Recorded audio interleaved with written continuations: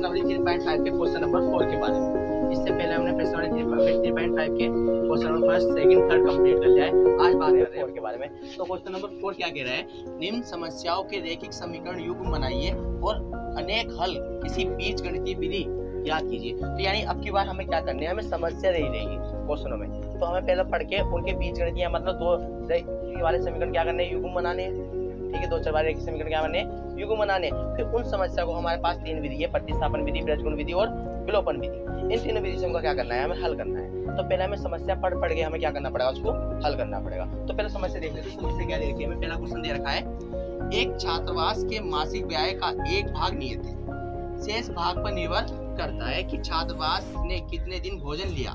जबकि एक विद्यार्थी ए को 20 दिन भोजन करता है तो 1000 छात्रावास के व्यय के लिए अदा करता है। जबकि विद्यार्थी बी 26 दिन भोजन करता है तो छात्रावास व्यय के लिए 1180 रुपए अदा करने पड़ते हैं। तो नियत व्यय तथा प्रतिदिन के भोजन का मूल्य व्यय ज्ञात कीजिए। यानी इतना क्वेश्चन पढ़ने के बावजूद अभी समझ में नहीं आ रहा होगा कि ये लिखा गया। हरी बात समझ में? तो पहले क्वेश्चन को डिटेल से समझते हैं। क्वेश्चन डिटेल से क्या कह रहा है, देखो बात समझो क्या कह रहा है। क्वेश्चन कह रहा है, पहले यहाँ समझो, एक छात्रावास का मासिक व्यय का एक भाग नियत है। मतलब कहना मतलब ये है कि जो उसका मासिक व्यय है ना, जो खाने का खर्च है, वो क्या है, एक नियत है। मतलब भाई जो नियत है इतना देना पड़ेगा तो इतना देना पड़ेगा, इससे ज्यादा तुम दे नहीं सकते। यानी एक भाग तो उसका नियत है। ये मान लिया भाग नियत मान लिया मैंने x, सही है, ये भाग तो बदल नहीं सकता। इसी बात समझ में आ रही, जो कह रहा है ना, वो एक मासिक व्यय का एक भाग क्या है, नियत है। मतलब जो एक महीना खर्च होगा उसका, ठीक है, वो तो सिर्फ नियत है। भाई 8000 रुपए सैलरी, 2000 रुपए सैलरी, 3000 रुपए सैलरी, या 5000 रुपए खाने के दे रहा है, या 3000 रुपए खाने के दे रहा है, ये भाग तो नियत है, ये तो बदलने का नहीं है। आई बात समझ में? दूसरी कंडीशन क्या कह रहा है, शेष भाग पर निर्भर करता है कि छात्रावास ने कितने दिन भोजन लिया। तो ये सबसे इम्पोर्टेंट बात कह रहा है कि वो कह रहा है कि शेष भाग पर निर्भर करता है कि विद्यार्थी ने कितने दिन भोजन लिया। देखो मान शेष भाग पर निर्भर कर रहा है, मैंने मान लिया भाई अब विद्यार्थी 1 दिन भोजन करेगा तो एक भाई हो जाएगा, 2 दिन भोजन करेगा 2 भाई हो जाएगा, 3 दिन भोजन करेगा 3 भाई होगा, 4 दिन भोजन करेगा तो 4 भाई होगा। सारी बात समझ मेरी? तो ये बात किस पे कर रहा है, वो भोजन, जो कह रहा है कि छात्रावास ने कितने दिन भोजन लिया, इस शेष भाग को क्या कर रहा है, निर्भर करता है। मेरी बात सुन भाई, ठीक है। तो अब पहले समस्या को पढ़ लेते हैं। हमें क्या फाइंड क्या करना है, हमें करना है नियत व्यय और प्रतिदिन का भोजन व्यय। नियत व्यय तो हमारे पास ये x है था, जो मैंने मान लिया कि मासिक का व्यय एक भाग नियत है, तो हमें ये नियत भाई बताना है कि वो मैंने जब बताया था कि उसने भाई दुकानदार ने कितने रुपए लगा के भाई नियत व्यय 3000 रुपए देने पड़ेंगे, 400 देने पड़ेंगे, 500 रुपए देने पड़ेंगे, 600 रुपए देने पड़ेंगे। तो ये कि हमें नियत व्यय तो हमें क्या करना है, ज्ञात करना है। और फिर दूसरा हमें ज्ञात करना है कि प्रतिदिन भोजन का व्यय कितना है, वो भी हमें क्या करना है, व्यय करना है। तो क्वेश्चन कहाँ से स्टार्ट करना है भाई, यहाँ से, ठीक है। पहले यहाँ से पढ़ो कि नियत व्यय और प्रतिदिन का भोजन का व्यय याद करने। तो नियत व्यय हमें नहीं पता और प्रतिदिन भोजन का व्यय हमें नहीं पता। तो नियत व्यय मैंने मान लिया x और प्रतिदिन का भोजन का व्यय कितना मान लिया मैंने y। तो लिख लेते हैं, माना नियत व्यय कितना मान लिया x और प्रतिदिन भोजन का व्यय कितना मान लिया मैंने y। ठीक, ये नियत व्यय होगा, ये तो बदलने वाला है नहीं है, और जो से ये y माना ये प्रतिदिन भोजन का व्यय माना। ये बात समझ में आ गई? तो देखो अब स्थिति एक क्या करें, इसमें स्थिति बटी होती है, तो पहला स्थिति देख लेते हैं। स्थिति एक, तो स्थिति एक देखो, ये हाथ से देखो, जब एक विद्यार्थी को जो 20 दिन भोजन करता है तो 1000 रुपये अदा के व्यय के लिए अदा करता है। आई बात समझ में? तो पहले हम ये बात लिख देते हैं। देखो जब एक विद्यार्थी ए, ये बात लिख देते हैं पूरी, जब एक विद्यार्थी ए जो 20 दिन भोजन करता है तो 1000 रुपये पे छात्रावास के व्यय के लिए अदा करता है, 1000 कर दो, अदा करता है। इतनी बात समझ में आ गई? ठीक है। तो देखो मेरी बात समझो, इसकी इक्वेशन कैसे बनेगी। एक विद्यार्थी है जो 20 दिन भोजन करता है। अब ये 20 दिन कौन से है, ये 20 दिन बाबू अतिरिक्त वाले है, पर कह रहा है ना वो प्रतिदिन भोजन का ब्याज। तो प्रतिदिन भोजन का ब्याज कितना माना हमने, वाई। आरी बात समझ, नियत तो एक फिक्स है, नियत तो बदलने वाला नहीं है। तो ये 20 दिन किस में जाएंगे बाबू, प्रतिदिन वाले भोजन में जाएंगे। आरी बात समझ में। तो देखो कि कंडीशन क्या कह रहा है कि x प्लस के 20/, मतलब 20 दिन प्रतिदिन भोजन करता है, ठीक है, और कितने पैदा करता है, 1000 रुपये। इक्वेशन फर्स्ट बन गई। इतनी बात समझ में आ गई। अब इसी प्रकार स्थिति दूसरी देखो, स्थिति दो।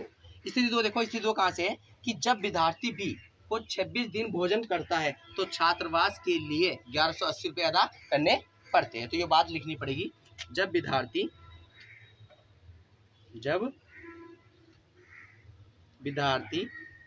भी को 26 दिन भोजन करता है, 26 दिन भोजन करता है तो छात्रावास के व्यय के लिए, छात्रावास के व्यय के लिए 1180 रुपये अदा करने पड़ते हैं। देखो इससे पढ़ के हम क्या बनाएंगे, बीजगणितीय समीकरण बनाते हैं, रोचक की समीकरण बनाते हैं, ठीक है, रोचक की समीकरण बनाएंगे। देखो क्या कह रहा है, विद्यार्थी ए तो विद्यार्थी बी को 26 दिन भोजन करता है तो छात्रावास की ब्याज के लिए 1180 रुपये देने पड़ते हैं। अब ये 26 दिन बताओ, 26 दिन किस में है, ये 26 दिन किस में जाएगा, प्रतिदिन भोजन वाले में, क्योंकि वो एक नियत तो फिक्स है ही है, वो तो बदलने वाला नहीं है। वो कह रहा है ना कि एक मासिक ब्याज एक भाग क्या है, नियत है। अब इसको कोई बदल दोगे तुम, ये तो नियत है, इतने देने पड़ेंगे तो इतने देने पड़ेंगे भाई, और जो अतिरिक्त भोजन करोगे उसका अलग देना पड़ेगा। आ रही बात समझ में। तो जो आंसर बनेगी, एक नियत भाग तुम्हारा ये है ही है, इसको तो हम बदलने नहीं है। और जब यो क्या था, प्रतिदिन भोजन का ब्याज, अब प्रतिदिन भोजन का ब्याज कितना कर रहा है वो, 26 दिन, तो 26 और कितना पैदा कर रहा है वो, 1180 रुपये देना पड़ रहा है। तो हमें नियत ब्याज और प्रतिदिन का भोजन का ब्याज क्या करना है, ज्ञात करना है। ये समीकरण 1 मान ली, ये समीकरण 2 मान ली, ठीक है। अब दोनों समीकरण को हमारे पास x y के मान निकाल ले रहे, 3 विधि है, प्रतिस्थापन विधि, विलोपन विधि और बीजगणित विधि, ये तीनों विधि है। अब इसके द्वारा तुम कोई सी भी लगा सकते हो, ऐसा नहीं कि तुम्हें बीजगणित विधि से सोल्व करना है, प्रतिस्थापन से सोल्व करना है, विलोपन से सोल्व करना है, ठीक है, जो तुम्हारा मन करता है तुम उसको लगा सकते हो। मुझे किससे अच्छा लग रहा है, मैं विलोपन विधि यूज करूँगा, क्योंकि विलोपन विधि मेरे लिए क्या है, थोड़ी ईजी पड़ जाती है, उसकी कंडीशन वाइज भी ईजी है, सब चीज़ ईजी है उसकी।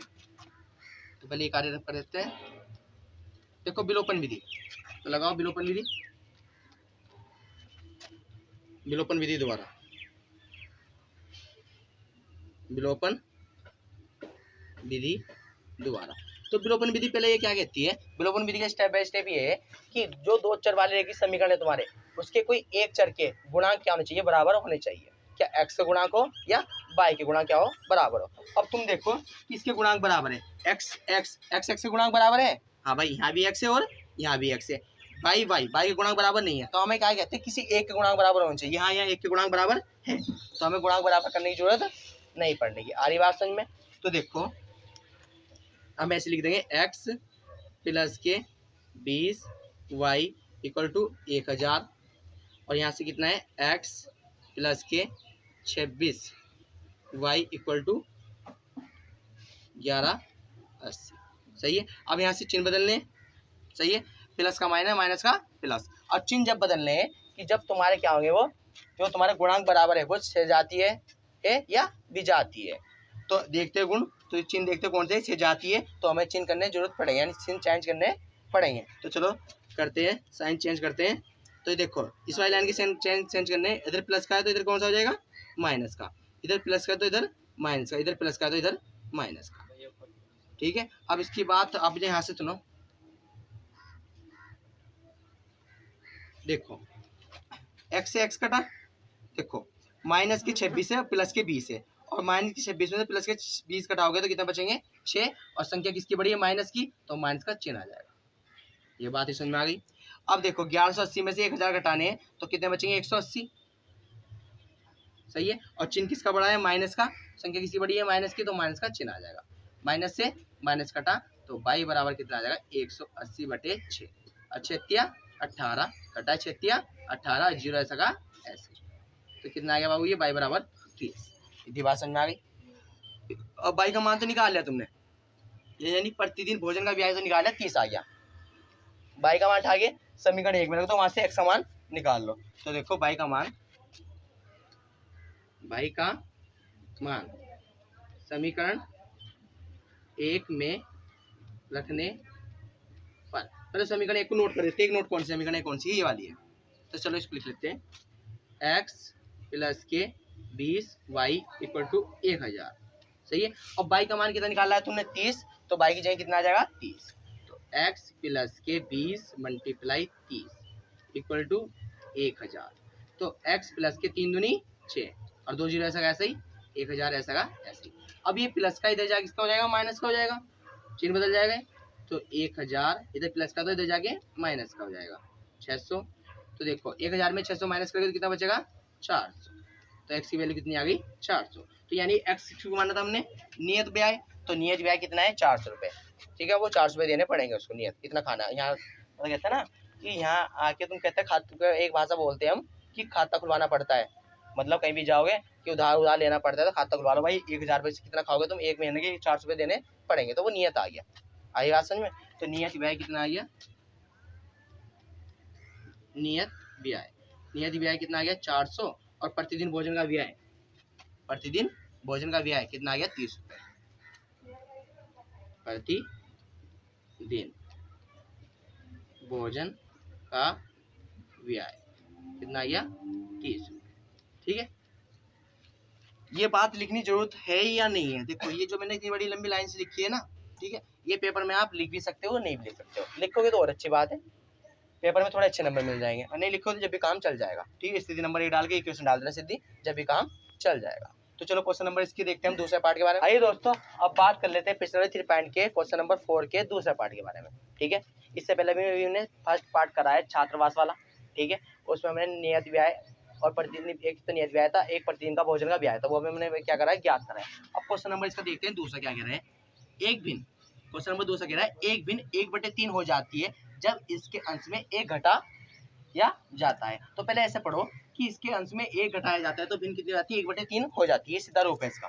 ठीक है, भे 1/4 हो जाती है जब इसके हर में 8 जोड़ दिया जाता है। तो इसको ऐसे पढ़ो कि भिन्न के हर में 8 जोड़ दिया जाता है तो भिन्न कितनी होती है 1/4 हो जाती है, इसका सीधा रूप हो जाएगा। इतनी बात समझ में आई। ठीक है, तो हमें क्या करना है, भे भिन्न ज्ञात करनी है। अब भिन्न क्या होती है तो मैं कई बार बता दिया, मैंने क्वेश्चन नंबर इसके 3-4 करा चुका हूँ। तो भिन्न क्या होती है, भिन्न का मानक जो रूप होता है कितना होता है, P/Q या परिमेय संख्या का मानक रूप ले लो या x/y का मानक रूप ले लो। क्योंकि देखो भिन्न के नंबर क्या होते हैं, भिन्न के नंबर तुम्हें पता है। तो भिन्न के नंबर ऐसा होता है 5, 4/5, 6/8, 9/7। सही है, ये सब क्या होते हैं भिन्न के मानक रूप होते हैं। सही, भिन्न की संख्या होती है। आई बात समझ में। तो ये 4/5 है। ठीक है, ये 4/5 है, इसको हम क्या बोलते हैं, ऊपर वाले को अंश और नीचे वाले को हम क्या बोलते हैं हर। सही है, अंश को मैंने x से ले लिया, हर को मैंने y से ले लिया दर्शाने के लिए। ठीक है, और जो भिन्न बनती है तुम्हारी, जो भिन्न बनेगी, भिन्न होती है तुम्हारी अंश बटे हर, अंश भी होना चाहिए और हर भी होना चाहिए। यानी कि जैसे 4/5 अंश भी है और हर भी है, तो अंश की मैंने x ले लिया और हर की मैंने y ले लिया। तो भिन्न क्या होती है तुम्हारी, भिन्न वह संख्या कहलाती है जिसमें अंश और हर दोनों होते हैं, भिन्न कहलाती है। तो बात समझिए, भिन्न में क्या होते हैं, 2 नंबर होते हैं, एक ऊपर होता है एक नीचे होता है। यानी ऊपर वाले को अंश बोलते हैं, नीचे वाले को हर बोलते हैं, यानी x/y। तो भिन्न जो हो जाएगी तुम्हारी x/y। इतनी बात समझ में आ गई। तो देख लेते हैं, माना जो हमें भिन्न ज्ञात करनी है, माना भिन्न इधर है तुम्हारी x/y। सही है, तो माना अंश कितना मान लिया मैंने x और हर कितना मान लिया मैंने y। तो लिखते भिन्न का अंश और भिन्न का हर कितना मान लिया मैंने y। इतनी बात समझ में आ गई। तो अब स्थिति इसमें 2 दे रहती है, दोनों स्थिति को हमें क्या करना पड़ता है, सोल्व करना पड़ता है। तो पहले स्थिति 1 देखते हैं। स्थिति 1 देखो, स्थिति 1 क्या कह रही है, वे 1/3 हो जाती है जब उसके अंश में 1 घटाया जाता है। तो पहले तुम इस स्थिति को सही लिखो, देखो सही पढ़ो, सही देखो कहाँ से है। यदि भिन्न, ऐसे लिखो, यदि भिन्न के अंश में 1 घटाया जाता है तो वे 1/3 हो जाती है। तो बात लिखते हैं, यदि भिन्न के अंश में एक घटाया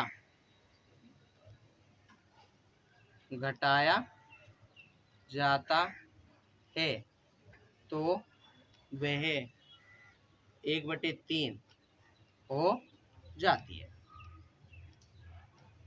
सही है, तो ये सीधे तरीके का मानक रूप हो जाएगा। ठीक है ना। देखो क्या कह रहा है, भिन्न के अंश, तो भिन्न कौन सी थे हमारे पास, ये x/y, तो पहले भिन्न को लिख लो x/y।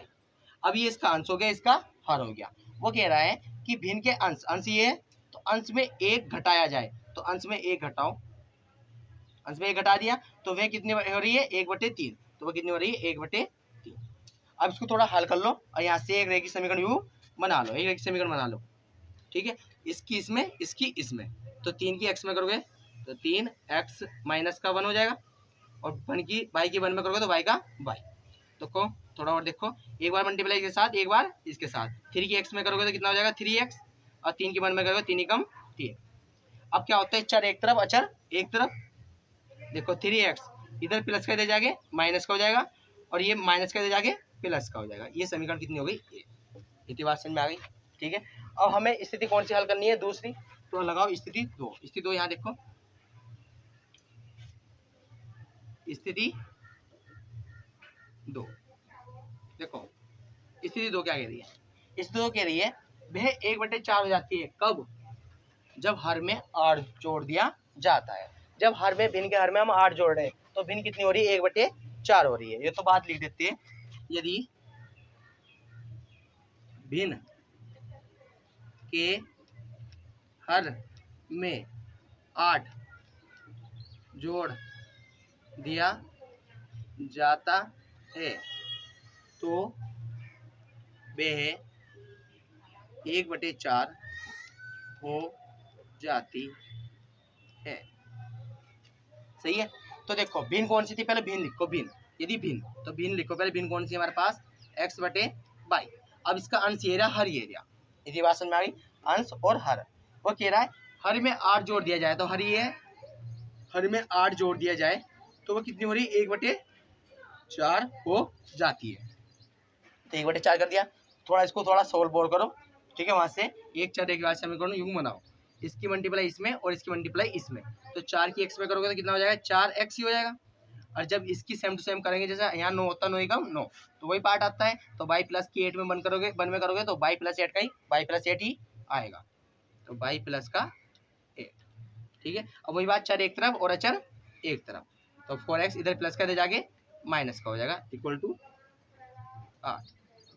सही है, अब यहाँ से समीकरण 2 बन गई। ठीक है, अब जब 2 समीकरण बन गई तो तुम्हें क्या करना है, कोई सी विधि लगा सकते हो, प्रतिस्थापन विधि, बीजगुण विधि या विलोपन विधि। काम तीनों का ये रहता है, x y का मान निकालना। तो कोई सी विधि तुम्हें आप जो से तुम्हें अच्छी लगती है वो यूज कर लो। तो मैं कौन सी विधि लगा रहा हूँ, विलोपन विधि। तो लगाते हैं विलोपन विधि द्वारा। और विलोपन विधि के स्टेप बाय स्टेप, पहला स्टेप ये कहता है कि किसी चर के, मतलब जो चर होता है एक्स वाई, ठीक है, जो रेखीय समीकरण युग में जो चर होते हैं वो एक्स वाई होते हैं। ठीक है, जो एक्स वाई के जो चर है उसके गुणांक क्या होने चाहिए, बराबर होने चाहिए, या एक्स के गुणांक बराबर हो या वाई के गुणांक बराबर हो। तो पहले भाई देखो गुणांक बराबर है या नहीं है। तो देखो एक्स और यहाँ 4x, तो एक्स के गुणांक बराबर नहीं है, तो चलो बाई देखो, यहाँ भी बाई है और यहाँ भी बाई है, तो बाई के गुणांक बराबर है, तो हमें गुणांक बराबर करने की जरूरत नहीं। पहला स्टेप तो फॉलो हो गया। तो चलो रेखीय समीकरण को मैं ऐसे लिख देते हैं, 3x माइनस के वाई इक्वल टू 3 और 4x माइनस के वाई इक्वल टू 8। ठीक है, अब अगला स्टेप ये कहता है कि जिसके गुणांक बराबर है उसके चिन्ह देखिए सजातीय है या विजातीय है। अगर सजातीय है तो साइन चेंज करोगे, अगर विजातीय है तो साइन चेंज नहीं करनी है। देखो ये माइनस माइनस, तो दोनों के चिन्ह कौन से है, सजातीय है, तो हमें चिन्ह चेंज करने पड़ेंगे। देखो ये क्या हो जाएगा तुम्हारा, माइनस का प्लस हो जाएगा, ये प्लस का माइनस हो जाएगा, ये प्लस का माइनस हो जाएगा, जिसका आगे कुछ नहीं होता उसके आगे प्लस के साथ होता है। ठीक है, ये सेम टू सेम कर जाएंगे। ठीक है, तो देखो यहाँ माइनस के 4x में से 3x घटाओगे तो माइनस का x बचेगा। सही है, और यहाँ माइनस के 8 में से 3 घटाओगे तो माइनस का 5 बचेगा। x से माइनस कटा तो x की वैल्यू कितनी आ गई, 5। सही है, x की तो निकाल लिया हमने। अब x का मान आगे किस में रख दो, समीकरण 1 में रख दो, वहां से y का मान निकाल लेते हैं। तो लिख देते हैं x का मान x का मान समीकरण 1 में रखने पर, देखो यहाँ सुनो, देखो समीकरण 1 कौन सी हमारे पास, ये पहले इसको नोट कर लेते हैं। 3x माइनस के वाई इक्वल टू 3। अब तुमने x का मान कितना निकालना है 5, तो इस x की जगह कितना आ जाएगा 5, तो 3 गुना 5 माइनस के y इक्वल टू 3। तो चलो देखो 3 पंजे 15 पड़ा जा रहा है, माइनस के y इक्वल टू 3। अब ये प्लस का इधर जाके किसका हो जाएगा, माइनस का हो जाएगा, तो माइनस के y इक्वल टू 3, इधर प्लस का इधर जाके माइनस का 15, तो माइनस के y इक्वल टू यहाँ से कटाओगे तो माइनस के 12 बचेगा, माइनस से माइनस कटा तो y इक्वल टू कितना आ गया 12। ठीक है, तो देखो जो x था वो क्या माना था तुमने, अंश कितना निकल गया 5, और जो y था वो कितना माना था तुमने, हर कितना निकल गया 12।